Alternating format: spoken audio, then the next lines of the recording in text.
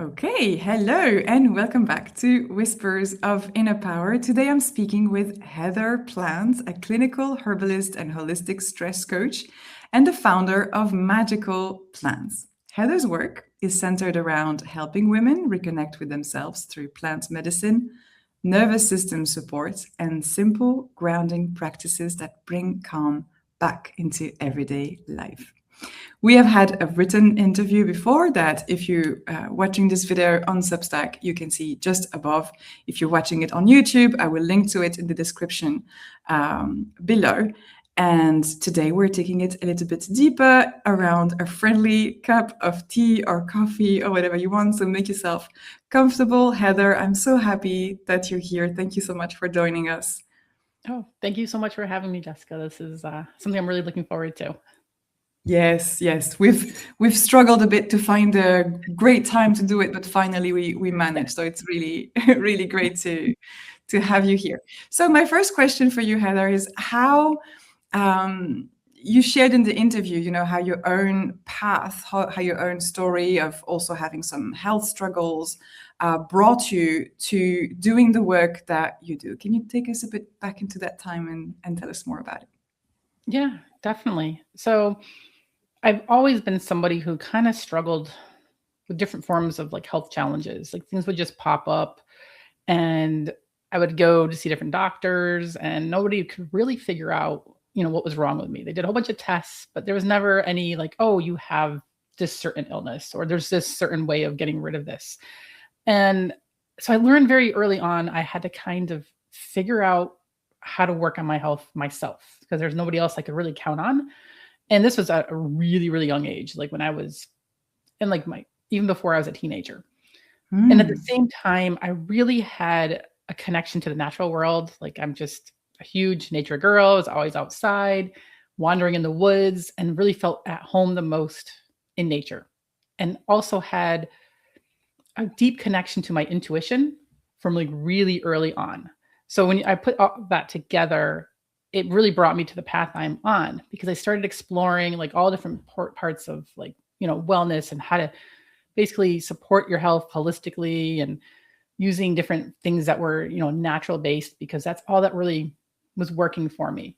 And then at the same time though, I was trying to figure out like, what is it that I'm kind of supposed to do with my life? Because I always felt like there was this purpose that I needed to kind of hunt down. So I've always really dove into learning. That was like my biggest full-time job. Like it just became everything that who I was constantly taking classes and reading books and learning about, health and wellness and spirituality and all the aspects of things. And then I started struggling a lot with stress after having kids. Mm-hmm. And it came at the same time where I was trying to figure out my spirituality more on a deeper level. So I knew what to share with them because I felt like, okay, this is time I need to be able to provide answers to them that I still struggled to know myself.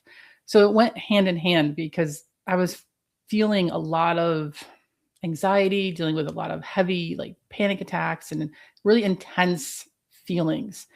Mm-hmm. And again, couldn't find any solutions from the modern medical world, at least around me. And I reached out to, different people that I knew and nobody could really figure it out. So I ended up at meeting up with an herbalist and she knew right away, like ways of helping me because I was developing symptoms that were really weird. Like I had a pit, like a lump in my throat, a sensation of a lump in my throat every time I would swallow. There would feel like there was something stuck there. Well, she knew right away what it was because in Chinese medicine, they call it plum pit qi, which is basically a stuck energy that's like trapped there. And from not being able to maybe express yourself or something's just too much to swallow, you develop this like form of like an energy blockage, basically. So after having, numerous like ultrasounds, they couldn't find anything, but she knew right away, okay, this is most likely this energy thing. So I went home, I'm brewing my teas, and then within like a couple of days, even no more than like a week, it disappeared. And it was there for months. And it was this constant daily struggle. And it was just gone, just like that. And I'm like, wow. And I completely at the same time, like fell in love with brewing teas and drinking them and working with the plants. And it was at that time where I connected all the pieces. I'm like, wait a minute. I'm like, this is my thing. This combines everything I've been searching for so long and puts it all together in one thing, which is studying plant medicine. And I also connected it, I think we were talking about earlier with my name and how that is my real name, Heather Plant. And I'm like, my path was kind of already there, mapped out for me. I just needed to step back and take a look. So, long story short, after dealing with all the struggles I had and trying to figure out how to support my own health and constantly having to do so much work to know how to properly do that, I realized I need to be able to share that with other women to be able to help make their journey so much easier and more bearable, because a lot of people deal with similar experiences, especially in the modern medical world, where we can feel ignored or lost in an abyss to where nobody knows really how to support us. And luckily, there is a lot of options, especially in the natural healing world, and especially with plant medicine, to really support so many symptoms that we often struggle with. So yeah, long story short, that's kind of how it ended up being full circle is. Lovely Yeah. story, short, deep story. Thank you so much. Kind of went a little deep in the beginning. But so it means that typically the kind of women that will come to you to seek your support, where are they at in their lives? What do they come with, if I can ask? Yeah, usually by the time they come to me, they've tried everything. And that's kind of the norm when by the time you go to an herbalist, like you're like, okay, I've tried everything and nothing works. So now I'm going to go really try that really far You're out see there. the witch now. Yeah, exactly. So a lot of times they feel really kind of how I did, where you feel like no one's been really listening to you, paying attention to you, giving you the time to even explain what's going on. And you kind of feel really, you just at a loss because you don't know what you can do, if anything can be done to help. So there's a lot of emotional toll that happens by the time I usually end up meeting with people. And then, especially because I focus so much on stress and anxiety, because it really impacts every part of our body. A lot of people right now, there's just so much stress and anxiety in the world in general. So it's almost everybody that I first meet is dealing with that on a really deep level. And it's creating different symptoms that pop up in their body, that whether it's new things or things that they haven't dealt with in years, that all of a sudden pretty much triggered again. So when we first meet, there is that level of like, I'm not sure if this is going to work. I feel kind of a little bit hopeless, but at the same time, hopeful because it's something they haven't tried and like, maybe this will help. And that's a really great thing, because when someone comes like that, even though they feel horrible, they're a lot more willing to be open to something new and trying something different. And thankfully, that's where the herbs can really support, because they really shine when it comes to anything stress related, because it's kind of like they're meant for these times in so many ways. So it really helps gently ease them back into their bodies and be able to feel like they have power again over their lives and their own health, which is a really big challenge when you don't know what to do to feel better, because there's nothing worse than really feeling horribly in any way, whether, it's pain or emotional tolls or anything like that. So and it's very disempowering as well when you don't have the answers, and the traditional medicine doesn't give you answers, or it's like, oh, it's like this. I'm thinking like even typical things like painful menstruation, for instance, or dealing with perimenopause, or having this kind of things as well. I think for women's health, I know you're not specifically working for women's health, but I feel that this is also, I'm probably in perimenopause. I'm 42. I'm going that way. As I have little signs, I can already feel the shift. But when I'm speaking about it, most people around me will be like, that's just normal. Or it's just like, oh, really? And you really have to speak with people who have the tools to be like, okay, you can try this and that will alleviate that a bit. But it's really, I think, powerful to have someone that has answers and that can give you this power back to you, like you were saying. when you have pain, when you have emotional blockages, anything, but that someone is like, there is a way. You're giving hope again for their life, really. Oh yeah. Yeah. I just got chills like thinking about that because it is so true. And we're taught that any pain, especially as women, what we feel is normal, like painful periods. They're supposed to be painful. What's wrong with you questioning them? Why would you questioning them or noticing that the differences in your body when you turn 40, like that's something that's supposed to, it does happen. It changes. It's a process, but people don't even believe that perimenopause is a thing often. Like it's you go from being regular to menopause and that's it. And it's like, no, there's so many changes that happen. And especially in women's health, like I don't focus only on like women's reproductive health, but it definitely is a big part in the work that I do because women we're very often neglected in the medical world. There's not a lot of even research that's done, and I personally deal with endometriosis. So it's something that I've dealt with, which is extremely painful and also super common for women to have. But actually finding answers for that, Yeah, it's not like, talked about. no, not at all. And it's really sad because it's something that's completely debilitating and has so much pain and takes over someone's life. And to not be able to go to find someone that has answers. And that was a big part of also of like it wasn't early in my journey. That was something that occurred only more in the past like 7 years. Like it showed up actually really late in my path. But I found because of who I am, I developed different illnesses in a way. So I have to learn how to then help other women be able to handle them, which sucks for me, but it's great that I then developed the tools to do it because it's just most people don't really know how to properly support women and our needs, which is really, really sad. Especially at least where I live in the US, like the healthcare is very, very lacking. So if you have any kind of reproductive issues, you're really at a loss and it's a struggle. And you have to see at least, I'd say probably 10 doctors to be able to find one that might know a little bit about how to support yourself, and especially depending on where you live.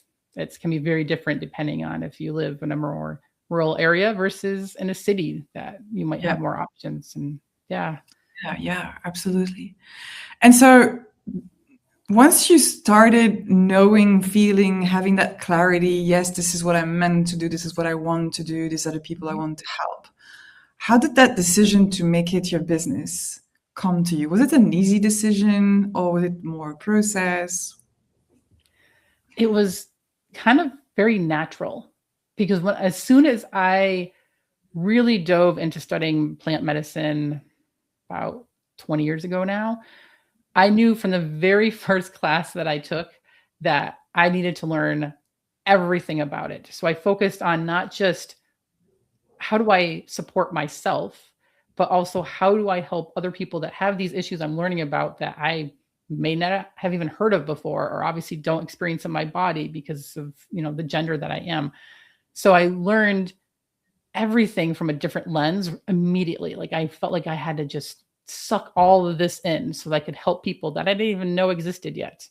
And then it just kind of naturally happened where when different people would start having different struggles and they knew what I was learning about, they'd be asking questions or they'd want, see if I could help them in any way. So I just started working with clients without even really intending on it, starting with family and friends and then drifting to, people that they knew. And it kind of just grew naturally as a practice, and so it wasn't really is this what I want to do? Like, how do I go about doing this? It kind of just happened naturally, and then evolved. You are the local witch, right?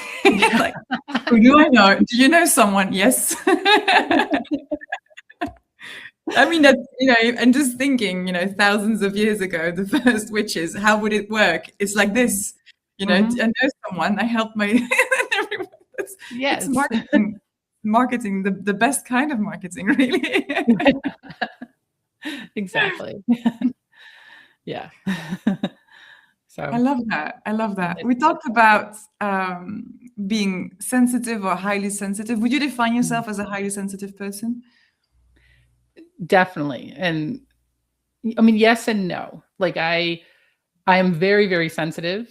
I'm empathic, and but I also don't see myself as sensitive because I don't see it as like a struggle at all, you know? Or Which as for an abnormality, as people try to yes, make us feel about it, like, exactly. It's yeah, it's just who I am.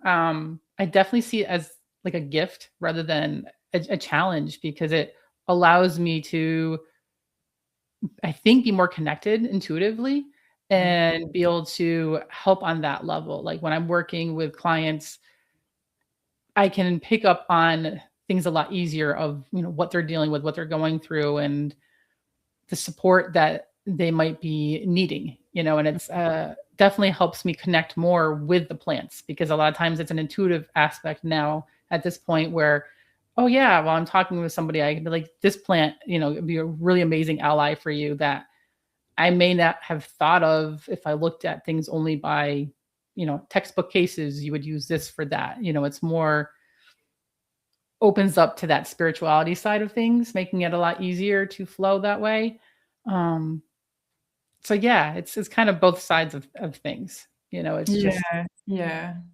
Yeah, and that's also what I keep writing and sharing about because for me, my deep sensitivity, let's say like that, it also shows up kind of in a nervous system level. Like I can be easily triggered, for instance, by my senses. That's the first thing, is like everything is easily overwhelming. So that's much easier for me to work from home, for instance. And I like to work from a cafe as well, but going in a workplace before, that used to be yeah. a lot. But like, I keep saying that because for me, it was for a long time, I just accepted it, endured it as, oh, I have to deal with it. And now I'm more like, oh, it's because I'm deeply sensitive or highly sensitive. And I just have to adapt my world to it or express this is now I've reached my limitations. I'm in sensory overwhelm. When there's a light that's different, if my son, for instance, my little son is 5, and so he keeps touching me. I'm like, ah, this is another kind of thing that can be difficult, and also sites with like lots of movements and yes, lots of movements, lots of colors, lots of things. I get overwhelmed. So that's the challenging part, I feel, of being deeply sensitive. In business is challenging as well because you have to deal with rejection, you have to deal with uncertainty, so much uncertainty and inadequacy sometimes, feeling, especially, I think, I don't know, maybe because I'm surrounding myself with great women like you, Heather, I don't feel the same way as inadequate as I would, 5 or 7 years ago. I started in 2017, my first business, where it felt like, this is the path to success. This is how you have to build your business. And you have to be like this and do like that and speak this way and all this very alpha male energy. Let's go get her, go get this, do that, and this is not me at all. Mhm. And I think that now, also because I've taken actions, but the way I've chosen to do my marketing, the way I choose to connect with people, mostly as a priority in places like these, it doesn't feel so hard anymore. But still, I would say this is the realm of where I would struggle with being highly sensitive. And at the same time, just like you said, it's such a superpower because you get to understand people at a much deeper level, because you're attuned to what they feel. I put that, I'm a copywriter, and a lot of what I do in copywriting is I don't know how I came up with it, but we have to know our audience inside out and to understand what they feel like at the moment that they need something from you. And I just sit down and I meditate a bit, I put myself in the shoe of that person, imagining her, giving her a name, and I just like, I am her, and I journal.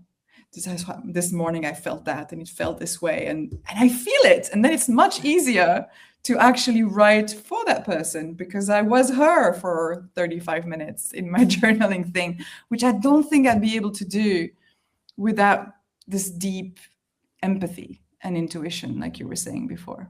Oh yeah. And that's so beautiful of a thing to do. Like that's a complete gift that you're giving that person by really connecting in with them on a deeper level like that most people wouldn't.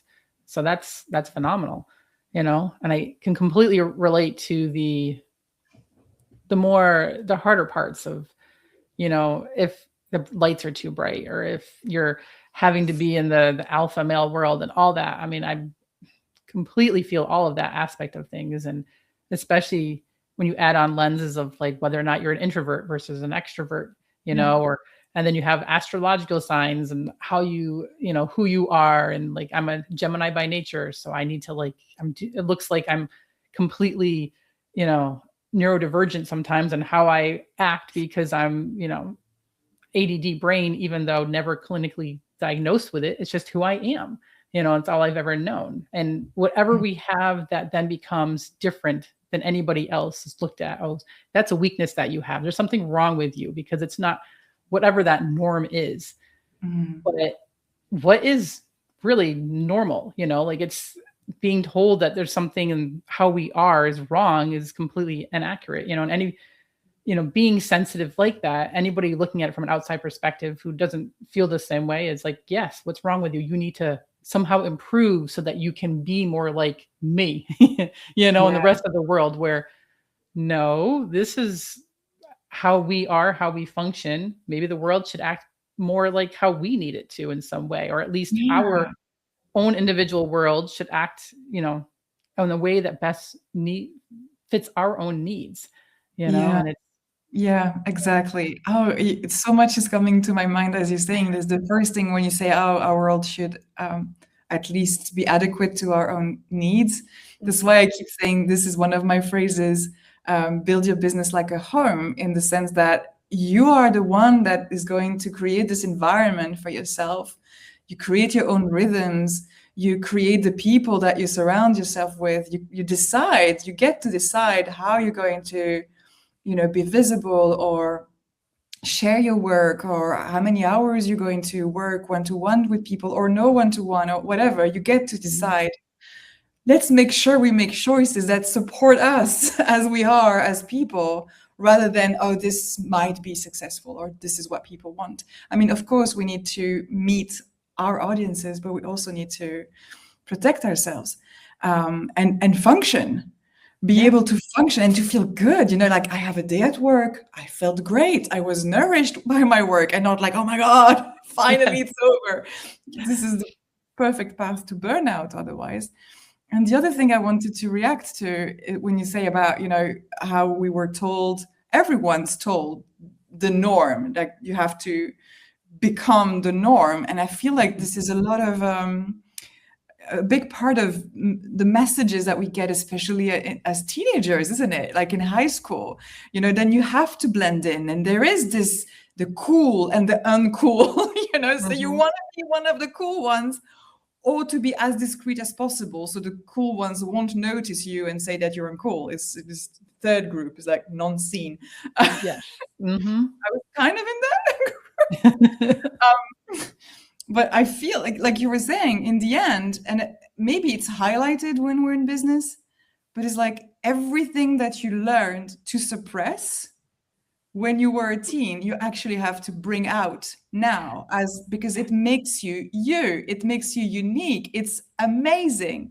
Why would you hide that you like this, or you prefer that, or you are an introvert, or like you were saying, you have this deep intuition that maybe you didn't bring so much in the past, or for me, I was never really, really, I'm always introverted, but I was withdrawn, I think, and I wouldn't show my fun side there as well, and my love for writing or this kind of stuff. I was just like, no, trying to survive, really, in that environment. Yeah.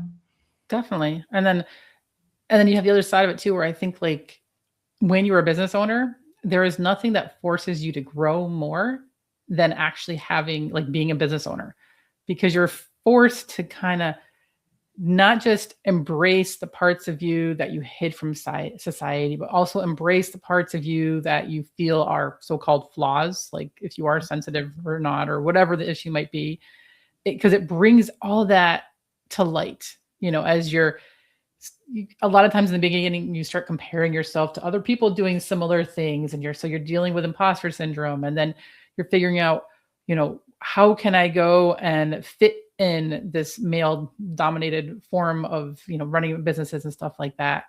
And then usually I think you have like an epiphany where it's like, wait a minute, I'm doing this for myself. Like, this is my business. I can run it however I want.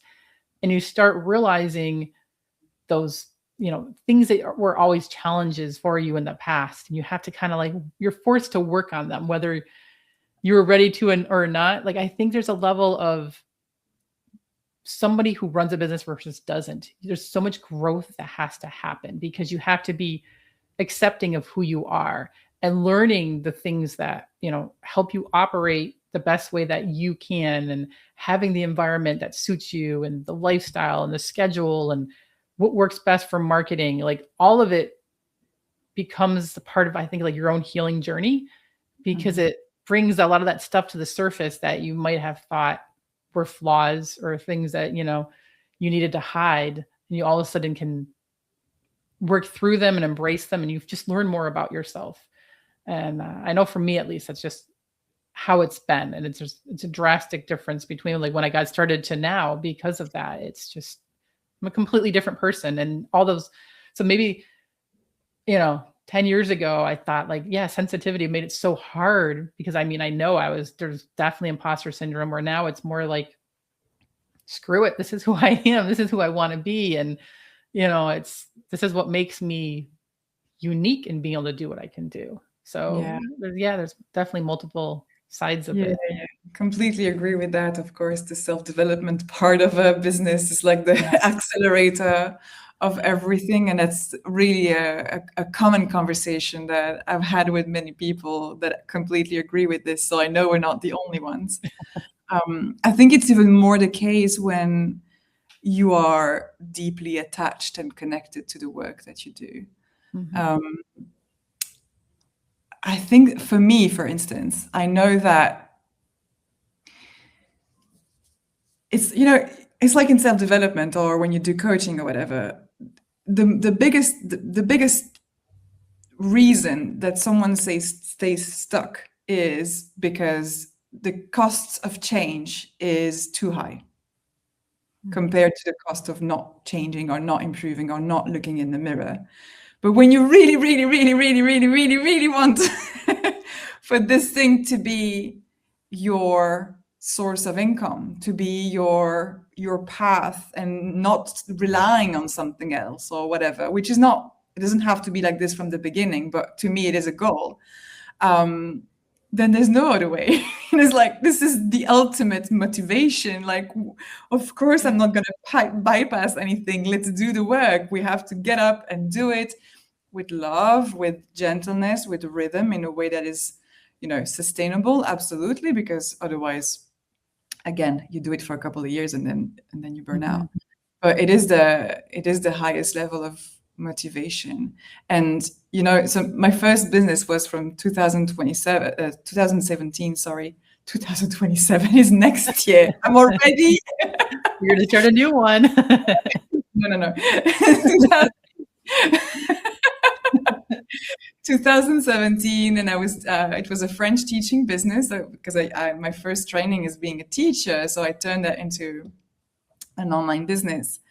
And then in 2021, I started coaching other teachers because they wanted to know how did I do the things, and I wanted to share as well. So I started doing a bit of coaching there. That was the first iteration of this business that's kind of different as well, like very different, in fact. And I did burn out because my son was born in 21. I think it was a year later that I just stopped everything, and I was crying. I was literally, so funny. I was being interviewed for a summit on having an aligned and thriving business. And just before, I was shouting at everyone in my house, like, leave me alone, I have to do this. And I was exhausted. You know how it is the first year after a child, like, it's just crazy. And 2 businesses, and I'm homeschooling. Crazy, crazy times. I teach my thing. It's like, this is how you have to be aligned. And the interview house and I cry for 2 hours. Like, I cannot do this anymore. And I look at my husband like, I cannot do this anymore. He's like, okay. So I was like, no, like either we have full-time help at home or I become a stay-at-home mom and for years because that's not possible. And he was like, yeah, let's try that. I was like, really? Really?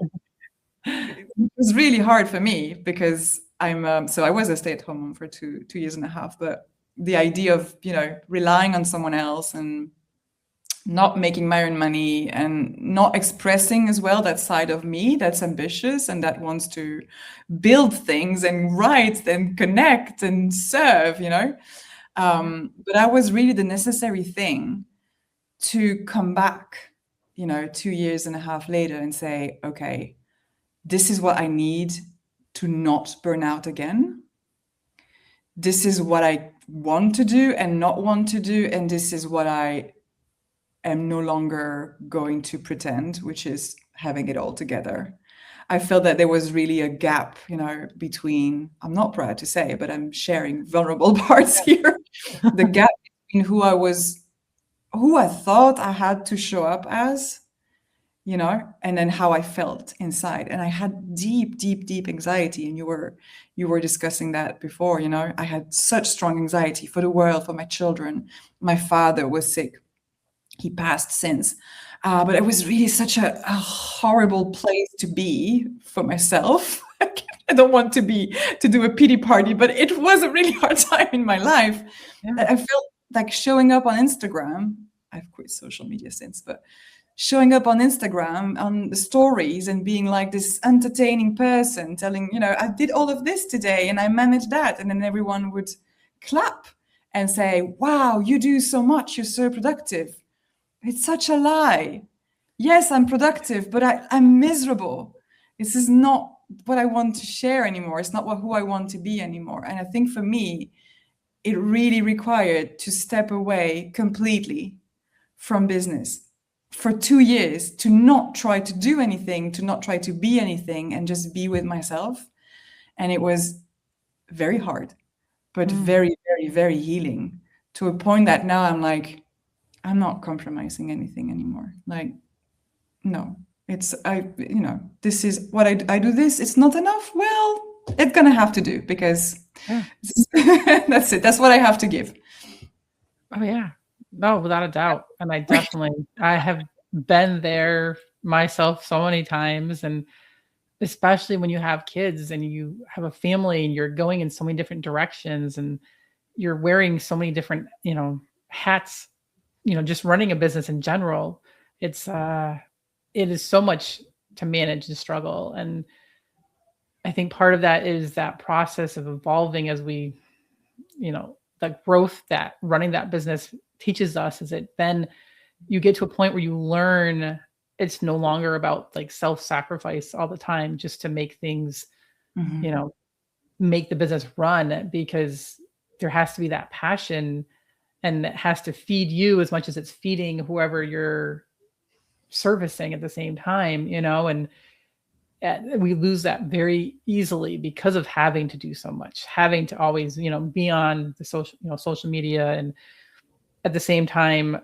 that balance it's a definite challenge, having that balance to where you can still show up for yourself, nurture yourself, be able to not always be on, working 24/7. And especially when most of us work from home in some way, it's like shutting it off is so hard to do when you also, everything blends together, the family life, responsibilities and work life. And yeah. And then there's so many different cycles I find that we go in, because there's times in your business where things just get really busy and, hectic, and other times they're slower and they're more time to like nourish yourself.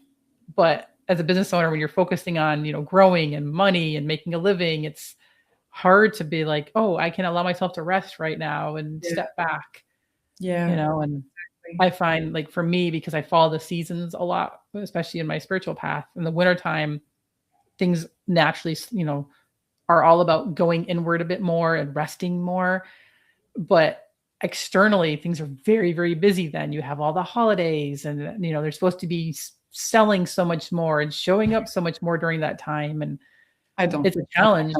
Mm-mm. But yeah, I always definitely try to be like, I need to rest this time during this time, because I know if I don't, I'll be burnt out definitely by the time summer happens, and then I can't even enjoy, the beautiful season that I look forward to so much. And Yeah.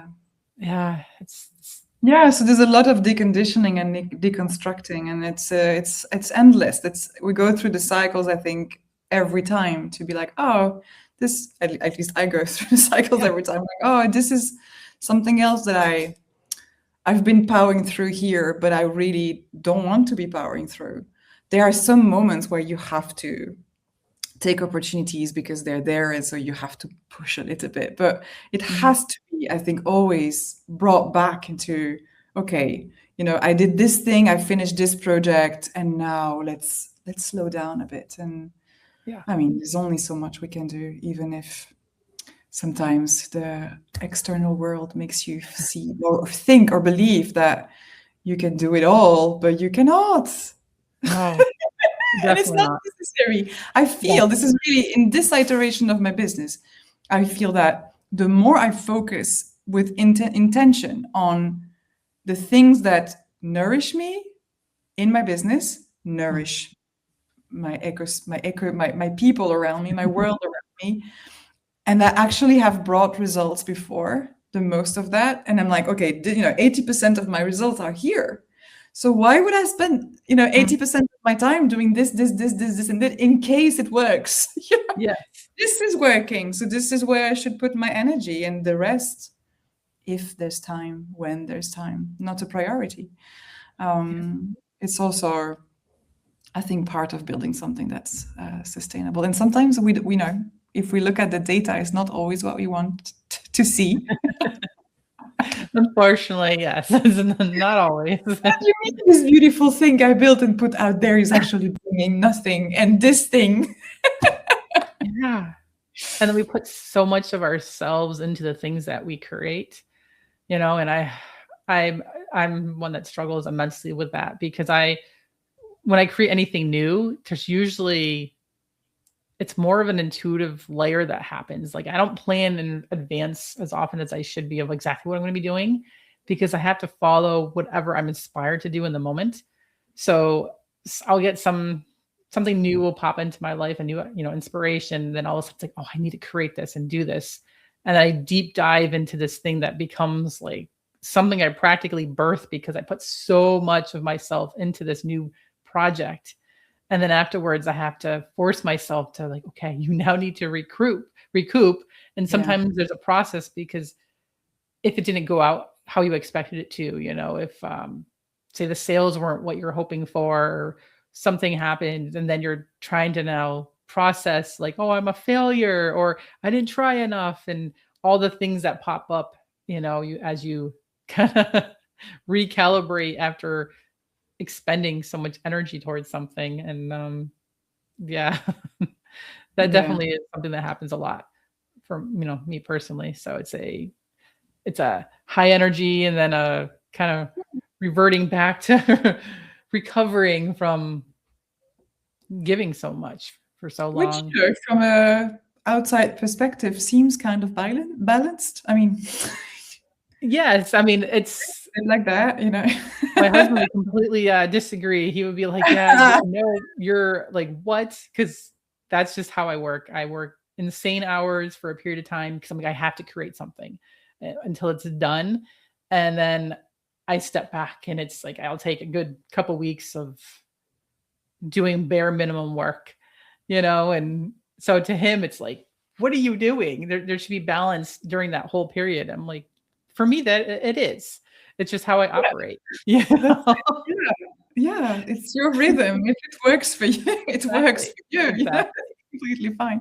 Just like you can Yes. have a really good day where you're just so on point and you get so much done. And then the next day you're like, I have no motivation, because it's just, we naturally fluctuate, day by Exactly. day, and our cycles and everything. And yeah. Yeah. I made that joke last Saturday. I went to my she's my yoga teacher, but she's also physiotherapist. So she gives massages, amazing massages. She works with the fascia, the nervous system. It's just I'm so grateful that she exists and that I have access to something like that.